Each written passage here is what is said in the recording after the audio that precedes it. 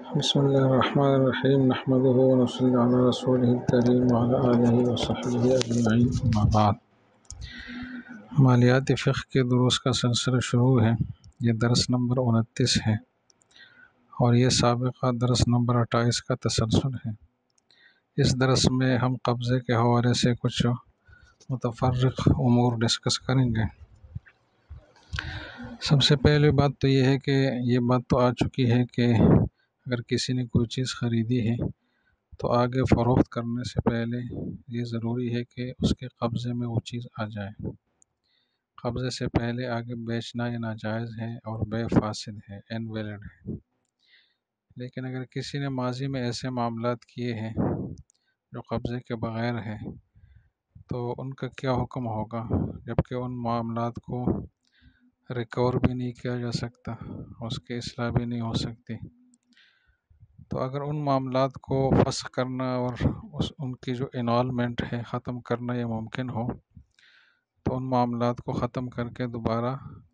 درست طریقے سے معاملہ کیا جائے کہ چیز خریدار کے قبضے میں دی جائے اور پھر خریدار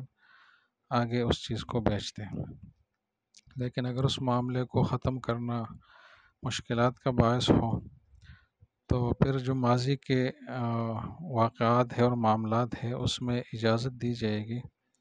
ان معاملات کو ناجائز اور ان کی کمائی کو ناجائز نہیں کہا جائے گا۔ اس کی وجہ یہ ہے کہ قبضے کا جو شرط ہونا ہے تو یہ کوئی اجماعی مسئلہ نہیں ہے کہ تمام فقہا کے نزدیک یہ ضروری ہو۔ اکثر فقہاء کرام کے ہاں یہ ضروری ہے اور عام حالات میں اس پہ عمل درآمد بھی کرنا چاہیے۔ لیکن اگر اس طرح کے واقعات ہو چکے ہیں جن کی اصلاح ممکن نہیں ہے تو ان فقہی آراء کی روح سے جس میں قبضہ کچھ مخصوص چیزوں میں ضروری ہے یا ضروری ہی نہیں ہے، تو ان مذاہب اور ان فقہی آراء کی روح سے ایسے جو ماضی کے کیے ہوئے معاملات ہیں ان کو درست کہا جائے گا تاکہ حرج سے لوگ بچ جائے۔ ایک بات تو یہ ہے۔ دوسری بات یہ ہے کہ جو قبضے کی شرط فقہا نے لگائی ہے اس کے پیچھے جو اصل وجہ ہے اور جو اصل علت کار فرما ہے وہ غرر ہے، انسرٹینٹی ہے کہ میں نے ایک چیز اگر خریدی ہے اور میرے قبضے میں نہیں ہے اور وہ چیز میں نے آگے بیچ دی ہے تو اس میں ایک غیر یقینی صورتحال ہے کہ وہ چیز مجھے ملے گی یا نہیں ملے گی، اور ملے گی تو کس حالت میں ملے گی، جس کے تناظر میں اگلا جو معاملہ میں نے کیا ہے وہ مشکوک سا بن رہا ہے۔ تو اگر کسی صورت میں غرر جو ہے، غرر کی مقدار نہ ہونے کے برابر ہو، بالکل ہی معمولی ہو، تو اور اس میں قبضے کی شرط اگر لگائی جائے تو بہت مشکلات کا بھی باعث ہو، تو ایسی صورت میں کسی ماہر فقیہ اور مفتی سے مشورہ کرنا چاہیے اور وہ صورتحال کو دیکھ کر اس بات کی اجازت وہ دے سکتا ہے کہ قبضے کی شرط ایسی صورتوں میں ضروری نہ قرار دی جائے، اور اس کی وجہ بھی یہ فقہی اختلاف ہے اور جو متعدد آراء فقہی طور پر پائی جاتی ہے یہ ہے۔ تو ایک طرف غرر کا بہت ہی معمولی ہونا ہے، دوسری طرف مشکلات کا پایا جانا ہے، تیسری طرف فقہی اختلاف کا موجود ہونا ہے۔ تو کوئی ماہر مفتی اگر حالات کا جائزہ لے لے اور ان سب چیزوں کے بارے میں ان کا ذہن بن جائے کہ ایسا ہی ہے تو وہ قبضے کی شرط کو ہٹا بھی سکتا ہے، مطلب بعض خاص قسم کے معاملات سے۔ اس حوالے سے دوسری بات یہ ہے کہ یہ بات تو پہلے آ چکی ہے کہ زمین جو ہے اس میں قبضہ ضروری نہیں ہے آگے بیچنے کے لیے، بغیر بیچے بھی زمین، بغیر قبضہ کیے بھی زمین جو ہے آگے فروخت کرنا درست ہے، جائز ہے۔ تو یہ اس زمین کا حکم ہے جس کے ہلاک ہونے کے امکانات جو ہے وہ واضح طور پر موجود نہ ہوں۔ اگر کوئی زمین ایسی ہے کہ اس کے ہلاک ہونے، بہہ جانے، ختم ہونے کے امکانات موجود ہوں، مثلا نہر کے کنارے زمین ہے اور نہر کا پانی اتنا بڑھ سکتا ہے کہ زمین کو بہا کر لے جائے، اور ماضی میں کچھ ایسا ہوا بھی ہو، تو پھر ایسی زمین کے قبضے کے ایسی زمین کے آگے بیچنے کے لیے بھی قبضہ کا حاصل کرنا ضروری ہوگا۔ بغیر قبضے کے آگے بیچنا جائز نہیں ہوگا، لیکن یہ شاذ و نادر صورتوں میں ایسا ہوتا ہے۔ دوسری بات یہ ہے کہ جو چیزیں تول کر یا وزن کر کے یا شمار کر کے گن کے دی جاتی ہے، جیسے کہ انڈے ہیں مثلاً، تو ایسی چیزیں اگر اندازے سے اور یعنی بلک اماؤنٹ میں خریدی جائے تو اس کے لیے تو پھر کوئی اضافی شرط نہیں ہے، بلکہ قبضہ کی جو کیفیت پہلے درس میں آ چکی ہے، جس کو تخلیہ کہا جاتا ہے، دو شرائط جن کی ذکر ہوئی تھی، تو وہ جو تخلیہ ہے وہ اگر پایا گیا تو قبضہ وہ کافی ہے۔ لیکن اگر ایسی چیزیں جو وزن کی جانے والی ہے، تول کی جانے والی ہے، شمار کی جانے والی ہے، اگر ان کو وزن اور تول اور شمار کے لحاظ سے خریدا جائے، مثلا یہ کہا جائے کہ یہ جو گندم ہے اس میں سے 1 من مجھے بیچ دو، یہ جو اخروٹ ہے اس میں سے 100 دانے مجھے دے دو، اس طریقے سے یہ جو پیٹرول ہے اس میں سے 10 لیٹر مجھے دے دو، تو ایسی صورت میں قبضہ کے لیے صرف یہ کافی نہیں ہوگا کہ جو بیچنے والا ہے وہ خریدار سے کہے کہ یہ 1 من ہے اور اس کو آپ لے سکتے ہیں، کوئی رکاوٹ نہیں ہے، آپ اگر لے جانا چاہیں تو لے جا سکتے ہیں، یا پیٹرول لے جا سکتے ہیں یا اخروٹ لے جا سکتے ہیں۔ یعنی تخلیہ یہاں صرف کافی نہیں ہے، بلکہ ضروری ہوگا کہ خریدار خود یا اس کے سامنے جو ہے یا اس کے وکیل کے سامنے اس چیز کا وہ وزن ہو جس کے شرط پر یہ چیز خریدی گئی ہے۔ اگر کلو کے حساب سے خریدی گئی ہے تو کلو کے حساب سے اس کا وزن کیا جائے، تب قبضہ مکمل ہوگا۔ اگر کسی خاص پیمانے سے خریدا گیا ہے، مثلا ایک پیمانہ ہے، اس سے ماپ کر ایک چیز خریدی گئی ہے، تو اس پیمانے سے جب تک چیز کو ماپا نہ جائے اور مطلب پیمانہ نہ کیا جائے تو اس پہ قبضہ کالعدم ہوگا، اس کی حیثیت نہیں ہوگی۔ اس طرح جو شمار کی جانے والی چیز ہے، اگر اس پہ قبضہ تو ہوا لیکن شمار کیے بغیر ہوا تو اس کا بھی اعتبار نہیں ہے، شمار کرنا ضروری ہوگا۔ اگر اس صورت میں کسی نے وزن کیے بغیر اور تول کیے بغیر اور شمار کیے بغیر چیز لے لی اور آگے بیچ دی تو یہ بھی ایسا سمجھا جائے گا کہ اس نے قبضے کے بغیر چیز آگے بیچی ہے،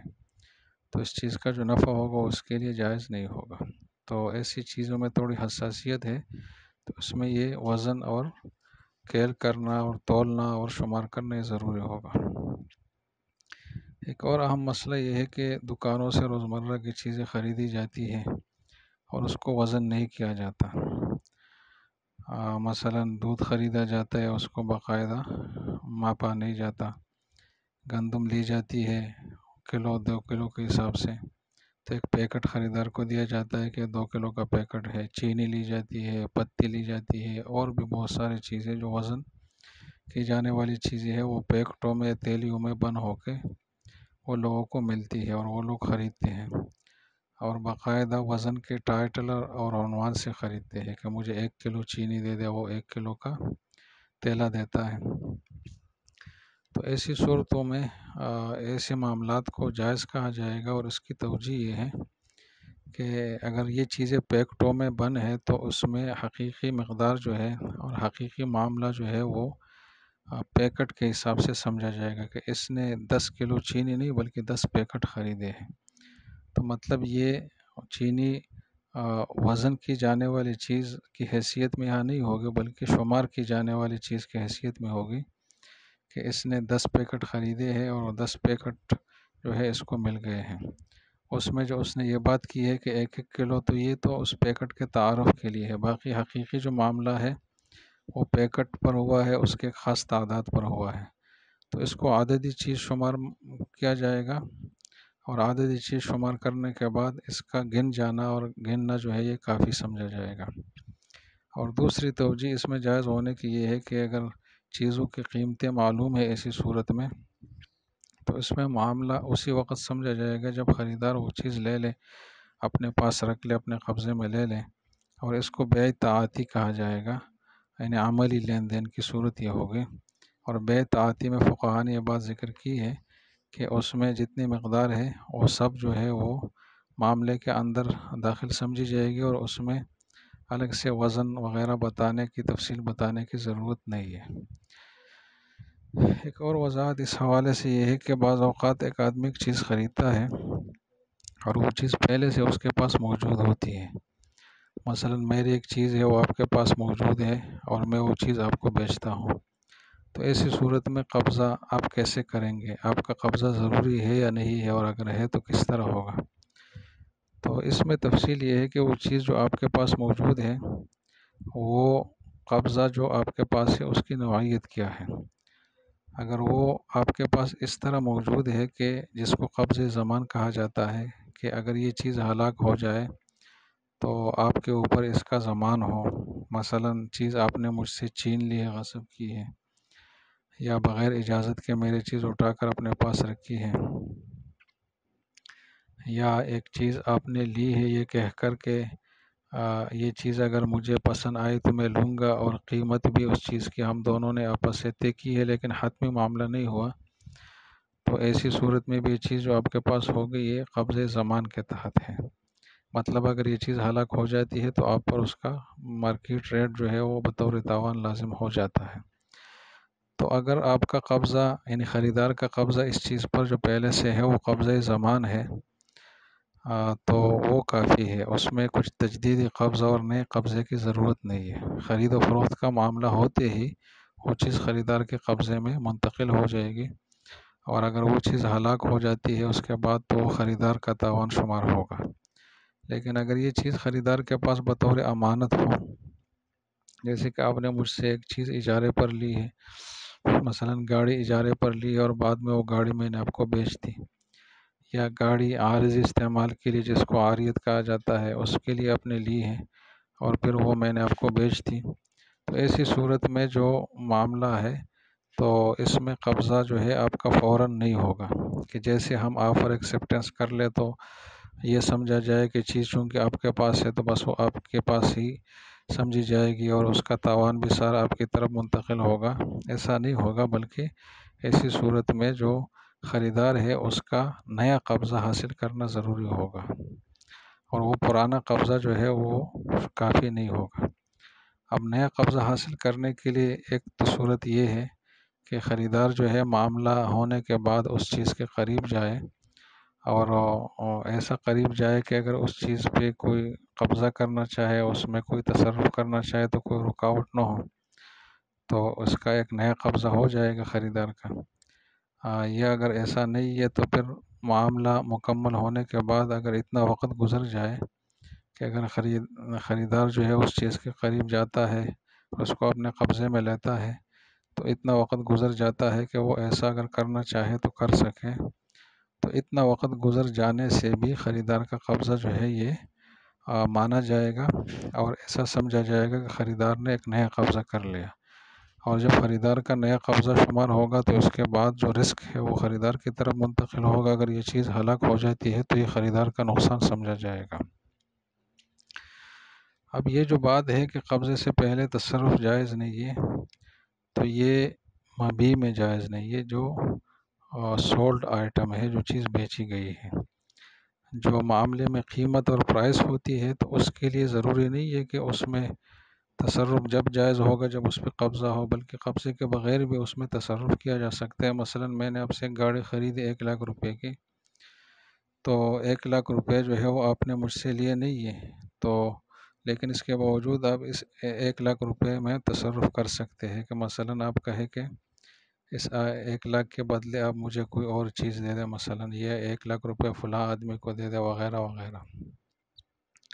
تو یہ شرط صرف مبیع کے لیے ہے، ثمن کے لیے نہیں ہے۔ ایک اور اہم وضاحت یہ ہے کہ بعض تصرفات اور بعض ڈسپوزلز ایسے ہیں جو قبضہ جس کے لیے ضروری نہیں ہے، بلکہ بغیر قبضے کے بھی وہ تصرفات کرنا جائز ہے۔ تو اس حوالے سے فقہاء نے ایک ضابطہ ذکر کیا ہے، وہ یہ ہے کہ میں نے اگر ایک چیز خریدی ہے اور میں آگے بیچتا ہوں یا اجارے پر دیتا ہوں، تو ان دو صورتوں میں تو ضروری ہے کہ وہ چیز میں قبضے میں لوں، اپنی پوزیشن میں لوں، اور اس کے بعد پھر آگے اس کی بے کروں یا اجارے پر دوں۔ اس کے بغیر اگر میں کروں گا تو ناجائز ہوگا۔ لیکن خرید و فروخت اور اجارے کے علاوہ جو تصرفات ہے، تو اگر کوئی ایسا تصرف ہے جس کا مکمل ہونا خود قبضے پر اور پوزیشن پر موقوف ہو، مثلا میں نے ایک چیز خریدی ہے اور وہ چیز میں نے قبضے میں نہیں لی ہے کہ وہ چیز میں نے آگے کسی کو ہبہ اور گفٹ کے طور پر دی ہے، یا وہ چیز قرض کے طور پر دی ہے، یا عاریت جو استعمال کے لیے، عارض استعمال کے لیے ہے اس کے لیے دی ہے، یا کسی کو وہ چیز صدقہ کر لی ہے مثلا میں نے، تو اس صورت میں میرا قبضہ ضروری نہیں ہوگا، بلکہ جس کو میں نے وہ چیز گفٹ کی ہے یا قرض دی ہے یا صدقہ دی ہے یا عاریت پر دی ہے، اس شخص کا قبضہ جب اس چیز پر ہو جائے گا تو وہ میرا بھی قبضہ ہوگا اور اس کا بھی ہوگا، دونوں کی طرف سے وہ کافی ہوگا۔ اور اس کی وجہ یہ ہے کہ جب وہ تصرف ایسا ہے کہ وہ قبضے کے بغیر مکمل نہیں ہوتا، تو میری طرف سے ایسا تصرف کرنا اس چیز میں گویا کہ اس میں میں اس دوسرے شخص کو اپنا ایجنٹ بنا رہا ہوں کہ آپ میری طرف سے پہلا قبضہ کریں اور پھر اپنی طرف سے کریں۔ تو جس کو میں نے وہ چیز گفٹ کی ہے تو وہ پہلا قبضہ جو کرے گا، یعنی جب وہ قبضہ کرے گا تو پہلے لمحے میں وہ میرے لیے شمار ہوگا، اور پھر اس کے بعد اس کے اپنی ذات کے لیے وہ شمار ہوگا۔ تو ایسے تصرفات جن کی تکمیل قبضے کے بغیر نہیں ہوتی اور قبضے پر موقوف ہو، جیسے کہ میں نے جو مثالیں دی ہے ہیبہ، قرض وغیرہ، تو وہ بغیر جو ہے اس کے بغیر خریدار کے قبضے کے بھی ایسے تصرفات کرنا جائز ہے اور درست ہے۔ ایک اور اہم مسئلہ قبضے کے حوالے سے یہ ہے کہ یہ جو قبضے کی شرط ہے یہ اس صورت میں ہے کہ جو چیز کسی نے خریدی ہے تو آگے بیچنے سے یا تصرف کرنے سے پہلے اس کا قبضہ ضروری ہے۔ اگر خریدنے کے علاوہ کسی اور طریقۂ تملیک سے، مالک بننے کے کسی اور طریقے سے، کسی اور ذریعے سے اس کے پاس وہ چیز آئی ہے، مثلا کسی کو میراث میں کوئی چیز ملی یا کسی خاتون کو مہر میں کوئی چیز ملی، تو ایسی چیزوں میں جو خریداری کے علاوہ کسی اور ذریعے سے، کسی اور طریقۂ ملکیت سے حاصل ہوئی ہے، تو ان میں قبضے سے پہلے بھی تصرف کرنا جائز ہے۔ مثلا جو چیز میراث میں ملی ہے، اگر وارث کا قبضہ اس پہ نہیں ہوتا اور وہ قبضے کے بغیر آگے چیز فروخت کرتا ہے تو وہ آگے بیچنا جائز ہوگا۔ خاتون کو مہر میں اگر ایک گاڑی ملی ہے مثلا اور اس نے اس پہ قبضہ نہیں کیا اور وہ گاڑی آگے بیچ دی تو یہ بھی جائز ہوگا۔ تو یہ جو قبضے کی شرط ہے صرف خرید و فروخت کے معاملات میں ہے۔ ایک اور اہم مسئلہ یہ ہے کہ بعض اوقات خریدار ایک چیز خریدتا ہے اور اس پہ قبضہ نہیں کرتا، قبضے سے پہلے وہ چیز آگے کسی اور کو بیچنے کے بجائے خود اس بیچنے والے ہی کو فروخت کرتا ہے۔ تو اس حوالے سے حکم یہ ہے کہ جیسے کسی اور کو بیچنا جائز نہیں ہے تو خود اس بیچنے والے کو واپس فروخت کرنا بھی جائز نہیں ہے، اس کے لیے بھی خریدار کا قبضہ ضروری ہے۔ اگر کسی نے بغیر اپنے قبضے کے دوبارہ جو ہے اس پہلے والے مالک کو وہ چیز بیچی ہے، تو ایسی صورت میں یہ معاملہ درست نہیں ہوگا۔ البتہ اس معاملہ کے درست نہ ہونے سے جو سابقہ ان کا معاملہ ہوا تھا خرید و فروخت کا، اس پر کوئی فرق نہیں پڑے گا، وہ سابقہ معاملہ اپنی جگہ درست ہوگا، برقرار ہوگا۔ یہ نیا جو معاملہ اس نے کیا ہے کہ خریدار نے دوبارہ چیز مالک کو بیچی ہے تو وہ جائز نہیں ہوگا۔ اور اس صورت میں اگر ایسا ہو جائے کہ خریدار وہ چیز دوبارہ جو ہے وہ بیچنے والے کو فروخت نہ کرے بلکہ اس کو مثلا گفٹ کے طور پر دے دیں یا گروی کے طور پر دے دیں، تو ایسی صورت میں یہ جو دوسرا معاملہ ہوا ہے یہ تو نیا کوئی معاملہ تو نہیں ہوگا، لیکن اس سے سابقہ معاملہ پر اثر پڑے گا، اور سابقہ جو معاملہ ہے اس کا خاتمہ اس کو سمجھا جائے گا، گویا کہ خریدار نے اور بیچنے والے نے مل کر اس سابقہ معاملے کو ختم کر لیا، تو اس کو انولمنٹ سمجھا جائے گا سابقہ معاملے کا، اور گویا کہ ایسا سمجھا جائے گا جیسے کہ کچھ معاملہ ہوا ہی نہیں، کچھ ہوا ہی نہیں۔ ایک اور اہم اور آخری بات یہ ہے قبضے کے حوالے سے کہ بعض اوقات جو بیچنے والا ہے وہ خریدار کے کہنے سے، اس کے حکم سے اور خریدار کی طرف سے وہ چیز جو ہے وہ آگے بیچتا ہے کسی کو یا اجارے پر دیتا ہے، یعنی گویا کہ خریدار جو ہے وہ بیچنے والے ہی کو وکیل بناتا ہے وہ چیز آگے فروخت کرنے کا، تو اس سے کوئی فرق نہیں، مطلب اس سے کوئی قبضہ شمار نہیں ہوگا خریدار کا،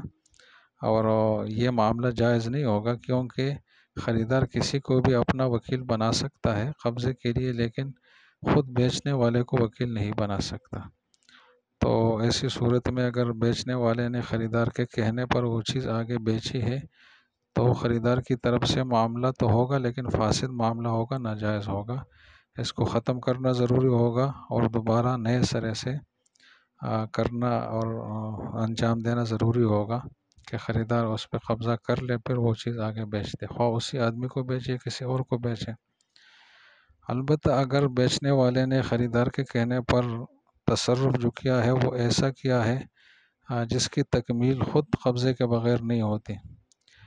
جیسے کہ پہلے مسئلے میں مثالیں آئی ہے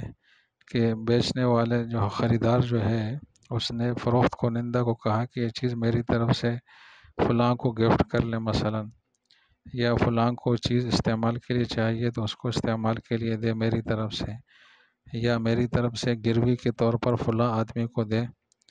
تو ایسی صورت میں بھی خریدار کا قبضہ جو ہے وہ سمجھا جائے گا، اور اس کی تفصیل پہلے آ چکی ہے کہ وہ جو تیسرا فریق ہے، گفٹ لینے والا، گروی لینے والا، تو وہ جب قبضہ کرتا ہے تو وہ قبضہ پہلے لمحے میں خریدار کا قبضہ شمار ہوتا ہے، اور پھر دوسرے لمحے میں اس کا اپنا قبضہ شمار ہوتا ہے۔ تو ایسی صورت میں کوئی نیا قبضہ کرنے کی ضرورت نہیں ہوگی، بلکہ اس تیسرے فریق کا قبضہ جو ہے یہ خریدار کی طرف سے کافی سمجھا جائے گا۔ تو یہ قبضے کے حوالے سے کچھ ضروری وضاحتیں تھی، تو آج کے لیے اتنا ہی کافی، باقی اگلے درس میں انشاءاللہ۔ السلام علیکم ورحمۃ اللہ وبرکاتہ۔